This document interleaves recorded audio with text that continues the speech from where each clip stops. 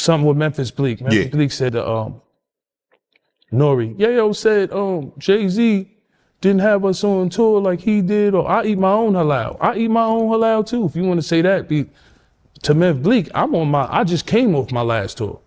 All I'm saying is when you see Jay-Z in Escalating, he never really, when he's doing a Beyonce show or whatever, you don't see Memphis Bleek on the stage or him being brought out. You know, even if I'm doing the hype man with 50, he's bringing me out. I'm making money. I seen something Tony Yayo said, Hov don't look out for me like 50 look out for him. Oh, word? He said that? I just want to clear that up. Hov don't have to. All right. You know what I mean? All right. Okay. I'm chewing aloud on my own. Right. If Hov look out, I'm telling you, I'll be up there. Right. So when y'all see me out here, that's the Blizzle budget. But back to you, I'm sorry for cutting you off, but I just want to let niggas know Hov don't have to.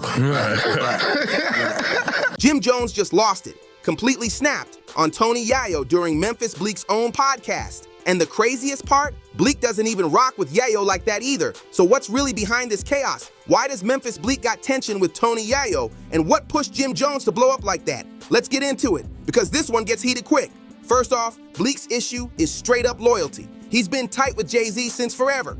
Basically, his little bro, his day one. But Tony Yayo, man, Yayo's been coming at Hov for years. He once said on record that Jay-Z tried to block 50 Cent from hitting the stage at the Super Bowl halftime show, and he's never let that go. So when Yayo sat down with Shannon Sharpe, he went all the way off. He called Jay-Z a hater, saying he never helps nobody win and don't put people on. Then he took a slick shot at Bleek, saying, look at Memphis Bleek. He not shining, he not winning. Jay-Z don't take care of him like 50, take care of me. That one line set everything off. It had Bleek looking tight and Jim Jones stepping in like, nah, we not letting that slide. And honestly, arguing over who got the better sugar daddy is wild. That's not how real ones move. You can't measure loyalty by who cuts the bigger check or who throws the most favors. Like the saying goes, you can't feed your family off another man's plate. Cause once he stops serving you, your people go hungry. Man, this whole, 50 takes care of me more or Jay does more for me talk is straight up wild. Real men handle their own business, period. If your homie helps you out, that's solid. But bragging about it like it's some kind of trophy, that's a weird flex, no doubt. Yayo tried to paint Jay-Z as selfish, saying he never helps nobody and only moves for himself, but the way it came off, it sounded more like a strange flex about who's being taken care of. Like, why make that your argument? So when Memphis Bleek pulled up on Drink Champs, he had to address it. There's no way he was gonna just sit back while Yayo was talking slick about his name and Hov. The money he spent because we was on tour. He like, geez, I spent all that tour money, geez, on Pop, a bucket. Whatever he did, brought another Porsche, BMW. He like, yo, Pop, geez, you said a closed mouth don't get fed, geez, I'm Pop, geez, I'm hurting. It's a fact. And when I told him, I said, yo, go get 25 grand from the bank tomorrow. He like, oh, yo, what's up with that Wrangler truck? I'm like, I left that shit in Brooklyn. I don't even want that shit. I don't even know what block it's on. Matter of fact, it's by the car shop where I got the Maserati from. He like, you let me get that, geez. I'm like, go take it. You probably got to get a new key. He like, oh, I'm going to go get that tomorrow, geez. You different, geez.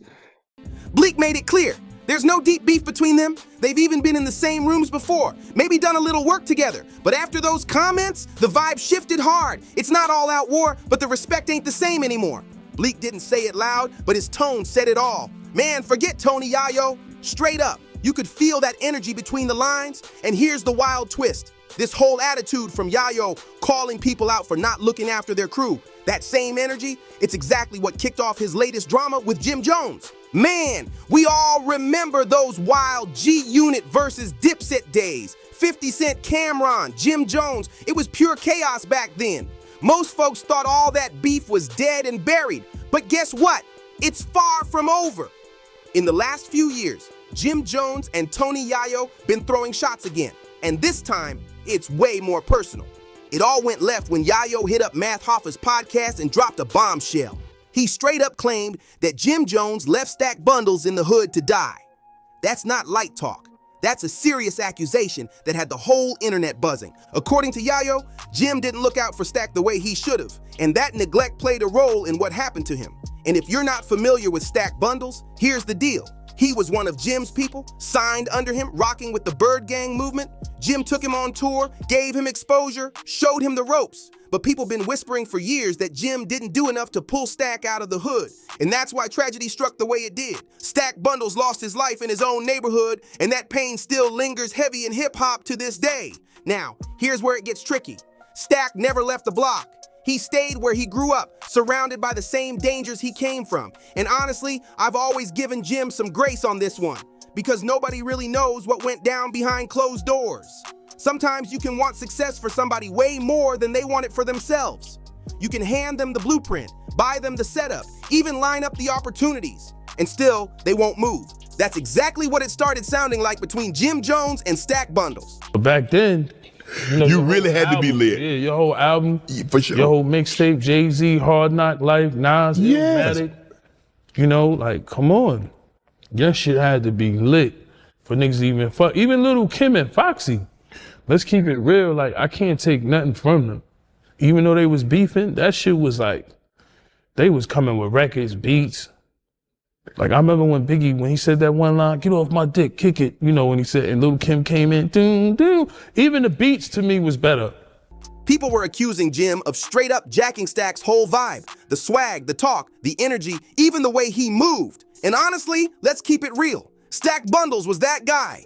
If life hadn't been cut short, he'd probably be front row at Paris Fashion Week right now, sitting next to ASAP Rocky, iced out, getting his flowers. That's how much influence and star power he carried. But the whispers never stopped. Folks said Jim took the sauce, ran off with it, and left Stack behind to struggle. That's what made this whole thing extra messy. Jim, though, has always stood firm. He swears that's not how it went down. He said he did everything to help Stack, gave him money, put him on tours, lined up opportunities, and tried to pull him out the hood, but Stack just wouldn't leave. And that's what broke Jim the most. According to him, he never abandoned Stack. Not for a second. He just couldn't make him walk away from the streets. And sometimes that's a battle you can't win, no matter how much you care. During that interview, you could see it hit him deep. Jim got emotional, snapping back at anyone who brought up Stack Bundles' name. And here's the thing, Tony Yayo hadn't even jumped in yet, but you can already see why Jim was so fired up. Stack wasn't just an artist to him, that was family. There's a lot of talk about money, deals, and that alleged $25,000 situation. But one thing's crystal clear. Whatever went down, it still cuts deep for everyone involved. Jim takes anything tied to Stack Bundles straight to the heart, no question. So when Tony Yayo spoke on that situation, Jim saw it as pure disrespect, like Yayo was crossing a line he had no business touching. When Jim sat down with Memphis Bleek and Yayo's name popped up, things got tense fast. Bleek tried to keep it chill, but Jim, he let it all out. No filter, no hesitation. Jim made it crystal clear. He's not starving, and neither is his team. All that talk about who's got the better sugar daddy had him fired up. He said, "We came up off pain together, bro. The numbers don't lie." Then he started flexing heavy, talking about his money, his whips, his lifestyle, basically letting the world know he's good and his people are eating too. But here's the twist. Yayo's point wasn't even about that. He never said Jim was broke. In fact, Yayo gave Jim props, saying he's solid. What he meant was that Jim's homies don't look good. They don't look like they're winning the same way. Yayo was trying to point out that some of Jim's crew doesn't seem up, that maybe he could do more for them. And honestly, if Jim had locked in on that part instead of snapping about money, the conversation could have hit way deeper. It might have even opened up a real talk moment instead of turning into a shouting match. But Jim wasn't hearing any of that. He was in full defense mode, chest out, eyes locked. His pride kicked in hard. You could see it all over his face. He felt like Yayo was trying to clown him in front of the world. And Jim don't play about his name or his people. Never has. He started firing back saying, "Ain't nobody feeding me. I built this from the ground up." He made it clear he's not living off anyone's plate, not Jay-Z's, not 50's, not anybody's. And that's when things got real tense. Instead of brushing it off and keeping it cool, Jim doubled down. He flipped it right back on Yayo, calling him out for always hiding behind 50 Cent's shadow. Jim said what a lot of people have whispered for years, and once he said it on camera, the room got ice cold. After that moment, things hit a whole new level. Jim wasn't backing down, and you could feel the tension building like it was about to explode. He started calling Tony Yayo out by name, saying he's been living off another man's shine for 20 years. That's when the room got quiet, real quiet. Even Memphis Bleek looked like he didn't want to get caught in the crossfire. Jim went off about how real independence means building your own foundation, not riding somebody else's wave. He said, "I'm a boss. I feed my own people. I move how I want." You could see he was emotional but dead serious. He wasn't talking from ego, he was talking from pain and pride. Because when it comes to Stack Bundles or his crew, Jim takes that personal every single time. Meanwhile, Yayo caught wind of the clip and fired back online. He laughed it off at first, but then started posting slick captions about loyalty and fake leaders. You know how social media gets. Fans started choosing sides, turning what could have been a mature convo into a full-blown circus. The comments were wild. Some saying Jim's too sensitive, others saying Yayo's jealous that Dipset still moves like a family while G-Unit fell apart years ago. And honestly, both sides got a little truth. Yayo's not wrong for wanting real loyalty and calling out fake love, but Jim's not wrong for defending his name either. These are two veterans who've been through the industry trenches, fighting for their spot and respect in a game that's quick to forget people. It's ego, legacy, and old school pride all clashing at once. But here's the thing, deep down, this beef ain't about money or fame, it's about respect. Both of them want recognition for the work they've put in and the people they've carried along the way. That's what makes this situation so explosive. Because when pride, loyalty, and history mix, it's never just talk anymore. It's emotion, it's pain, and it's reputation on the line. That's when the whole vibe in the room flipped instantly. What started as a talk turned into straight chaos. Memphis Bleek tried to cool things down, but Jim was already gone. Emotions fully took over. You could feel it in the air. This wasn't just about Tony Yayo anymore. This was years of built-up tension boiling over. The comparisons, the slick talk, the accusations that you ain't taking care of your people. Jim had reached his limit and he snapped in real time. In that moment, Jim Jones let everybody know he wasn't backing down for nobody. Not from Tony, not from critics, not from the industry, nobody. He kept talking heavy about his money, his cars, his wins, making sure the world knew he's up.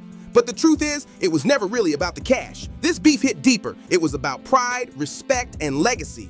And Tony Yayo, he wasn't letting it slide either. Instead of arguing online, he went savage with the move. He reposted Jim's longtime rival, Max B. That was a shot straight to the heart. Fans lost their minds over it. The internet split in half, some riding with Jim, saying he had every right to defend himself, others backing Yayo, claiming he was just speaking hard truths about loyalty and leadership. The tension is still hot, and everyone's watching to see what happens next. So what do you think? Who do you stand with? Team Jim Jones or Team Tony Yayo? Drop your thoughts in the comments, and don't forget, hit that like button, subscribe, share this video, and keep the convo going. See you in the next one.